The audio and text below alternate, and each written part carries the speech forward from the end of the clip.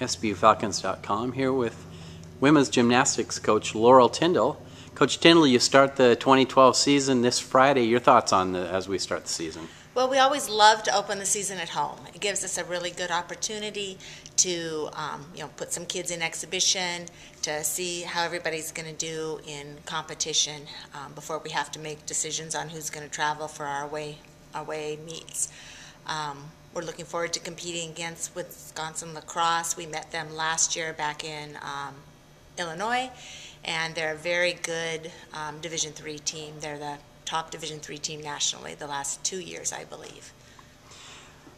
Do you feel like your team's prepared now? I know you're just kind of a week off coming Christmas break, so you're not quite sure. How do you feel the team's prepared for the season? We've been working really hard in the preseason. We've had a good preseason. It's been a long preseason, so I think, we're definitely, everybody came back from Christmas really pretty ready to go mentally and physically.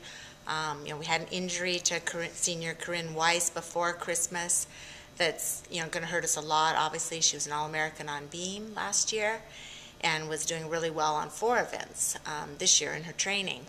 Kenley Memel also got injured last week, slight concussion. We're hoping she may be back for this Friday, but she's still up in the air and still a question mark there.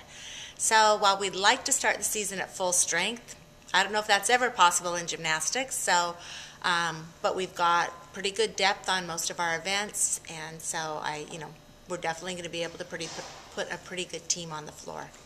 You have a very large roster again this year. Does that make it more difficult for you to figure out who belongs in the lineup for each event? It does and it doesn't. I mean, it's a good problem to have. There have been years when we're scraping by figuring out how we're going to get 6 in lineup. So, we have, on some events, we have a lot of good kids, and we'd really like, see how all of them do in competition.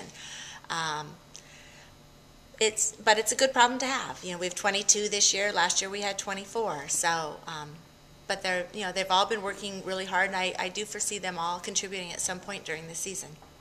Last year's team made the final at the USG Championships and finished 4th overall. Do you feel like this team is capable of a similar type of run? Yeah, I mean, some things are going to have to fall into place for us, and injuries are always a factor in that. But I think that we again have some good kids. We have some standouts on certain events, some All-Americans returning that I think will really help us in that quest. How much does that help that you have quite a few people returning from a team that got a taste of the national finals? I think that's huge. I think trying to get the freshmen in line with what we're trying to do and what the team thing is always really important. And having those kids that have been there, done that, just gives them more people to rely on and more people to emulate as they head toward competition here. You've got some people from last year's team, seniors at the time, who were very strong competitors to replace. How do you anticipate that process happening? Some kids have stepped up. They worked hard in the summer months. They got into more events. I think we're going to be okay. Bars is always tough for us, and this year we lost 4 bar workers, I think. So we lost 2/3 of our lineup, and we're working hard to create a new lineup. Is there an event or two that you think the Falcons will be particularly strong on this year? I think we can be strong on probably beam and floor right now are our strongest events, I feel. But I think the other events seem to always come along. Vault is always still a concern for us in terms of trying to get 10-0 start values on vault. That seems to have been a difficulty for us. But we're getting a few more. We have the potential of a few this year. But whatever we do, we're just going to try to do it as clean as possible and have good landings and not give away things on that event where we may only have a 9-8 start value vault. You have a unique schedule every year where nearly everyone you compete against is Division I competitors.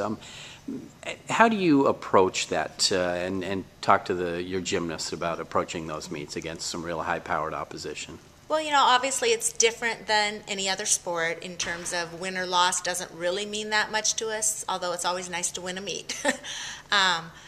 But, it's really our score. We're really looking at trying to better our score each week, trying to be consistent in our scores, not jump up and down 5, 6 points.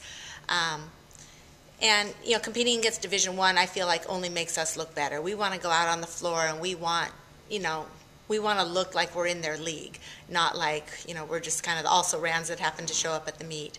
And we have some good enough routines that we can do that. Who do you anticipate being some standouts this year for your squad? I definitely think Sam Taylor on the bars. She did great last year, getting All-American, and I think she'll be great again on that this year. Shara on vault and floor is doing really well. Stephanie Wagner on beam and floor, and she's also doing a great job on bars this year, an event that she wasn't in the last 2 years. So that's one person that really stepped up a little bit to fill that void on bars for us. Freshmen coming in, I think Shannon and Sydney. Shannon from Georgia, Sydney's from Oregon. I think they're both probably coming in as experienced freshmen ready to compete. And we also have a transfer, Jenna Dudley from Air Force Academy, who has 2 years of collegiate experience under her belt, and will come in and help us on vault and bars particularly.